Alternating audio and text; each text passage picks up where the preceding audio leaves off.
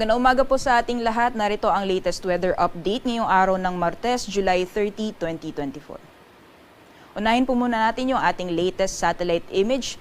Sa kasalukuyan po ay patuloy pa rin natin binabantayan itong low pressure area na huling namataan sa layong 480 kilometers north-northeast ng Itbayat, Batanes. And kung makikita po natin, halos papalabas na po, nasa boundary na po siya ng ating Philippine Area of Responsibility.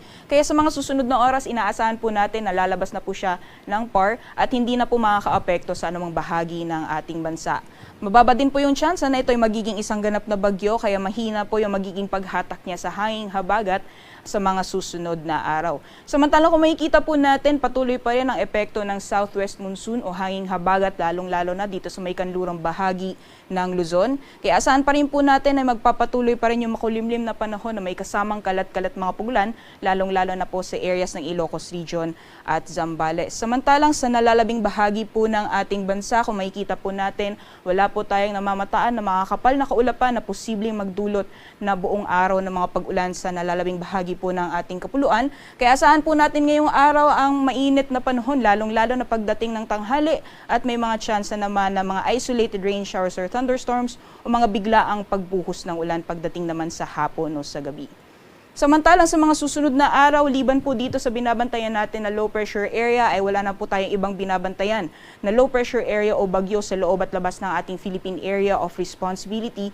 Kaya asahan po natin sa mga susunod na araw hanggang sa darating na weekend, magpapatuloy yung mainit na panahon sa malaking bahagi ng ating bansa. Lima na lamang po yung mga tsansa na mga panandalian o mga biglaang buhos ng ulan. Gaya po ng nasabi natin, sa magiging lagay ng panahon dito sa Luzon, patuloy pa rin yung epekto ng southwest monsoon sa may kanlurang bahagi ng Luzon. Asahan po natin ang maulan na panahon sa Ilocos Region, pati na rin sa Zambales. Samantalang sa nalalabing bahagi naman po ng Luzon, mainit po pagdating ng tanghali, pero pagdating po sa hapon o sa gabi, may mga chance na makakaranas po tayo ng mga isolated thunderstorms. Although yung areas po dito sa may western section ng Luzon, dyan po sa ilang bahagi ng Cordillera, sa Central Luzon. Sa western section po ng Calabar Zone, dyan sa Cavite, Batangas, pati na rin sa may area ng Rizal, at dito sa Occidental Mindoro, kahit ngayong umaga, posible pa rin yung mga biglaang buhos ng ulan, pero pagdating ng puntang hali, magiging mainit yung panahon at may mga chance ulit ng mga pag-ulan pagdating naman sa hapon o sa gabi. So monitoring lamang po tayo ng mga thunderstorm advisory na nilalabas po ng ating Pag-asa Regional Services Division. Sa agwat naman po ng temperatura ngayong araw sa mga piling syudad dito sa Luzon, for Lawag, pati na rin sa Tuguegarao, Legazpi at dito po sa Metro Manila, maximum temperatures po natin aabot ng 32 degrees Celsius, para naman sa Baguio nasa 17 to 22 degrees Celsius at 24 to 31 degrees Celsius naman para sa Tagaytay.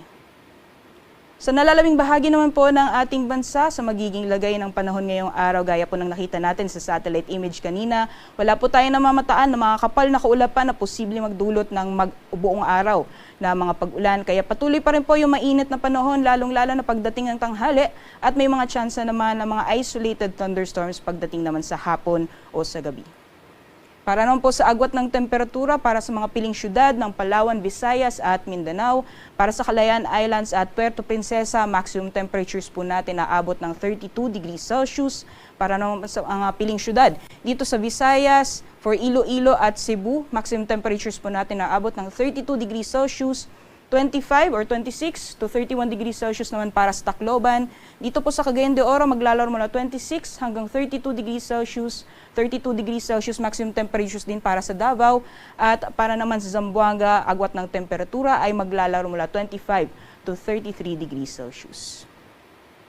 Para naman po sa kalagayan ng ating karagatan, wala po tayong gale warning sa ngayon, banayad hanggang sa katamtaman ng mga pag-alon ang mararanasan sa ating mga karagatan, kaya malaya pong makakapalaot yung ating mga kababayan na may mga maliit na sakyang pandagat. Ngayong umaga si Haring Araw ay sisikat ng 5:39 AM at lulubog mamayang 6:26 PM.